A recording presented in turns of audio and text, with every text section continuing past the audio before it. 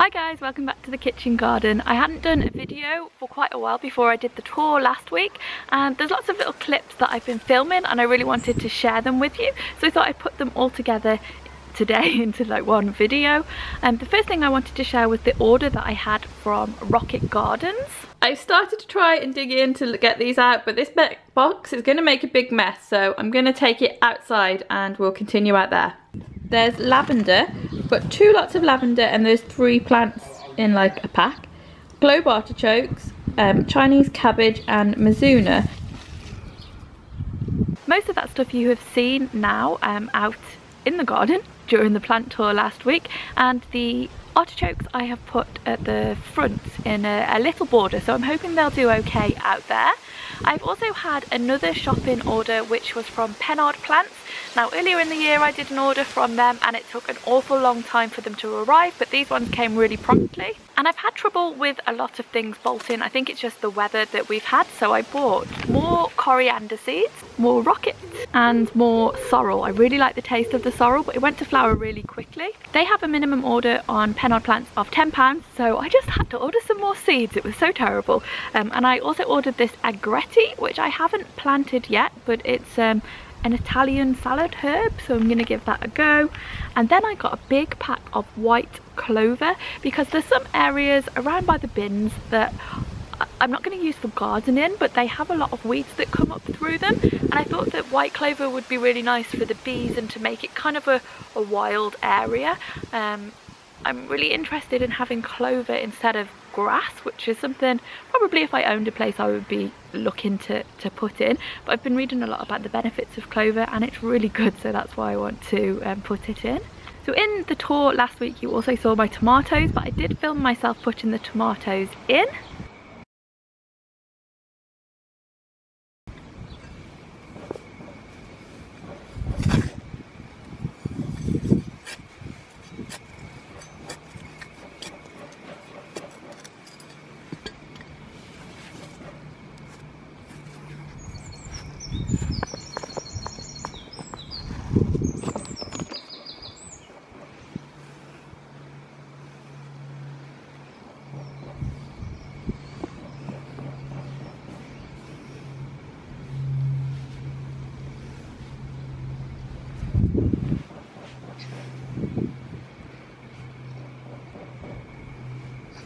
Next week I'm actually going to be away and my mum is coming to do some watering for me, so I thought it would make things easier if everything was out in the garden, because I still had quinoa growing on the windowsill in the house.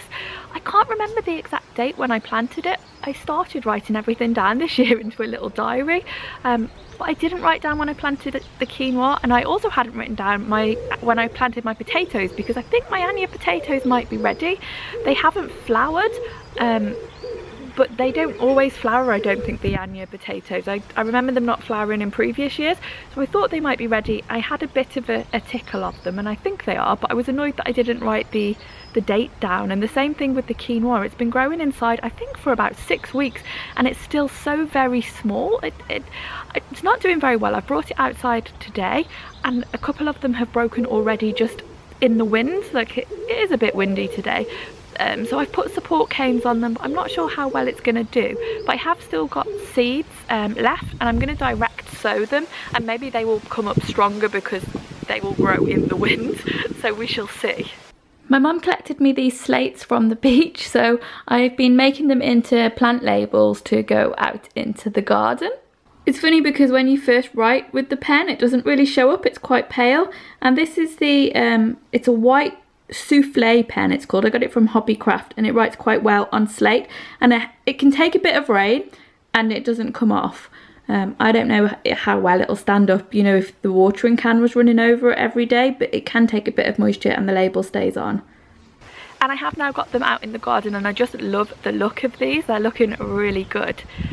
That's everything for this week, guys. A little bit of an update. I mentioned that I'm going to be away next week, but I have been to David Austin Roses, so I'm going to share the video of that next Wednesday. We went when it was in full bloom. It was a really good time of year to go and it was just amazing. I didn't end up buying a rose, but I think I would like to get one, and I think it will be the Paul's Himalayan Musk.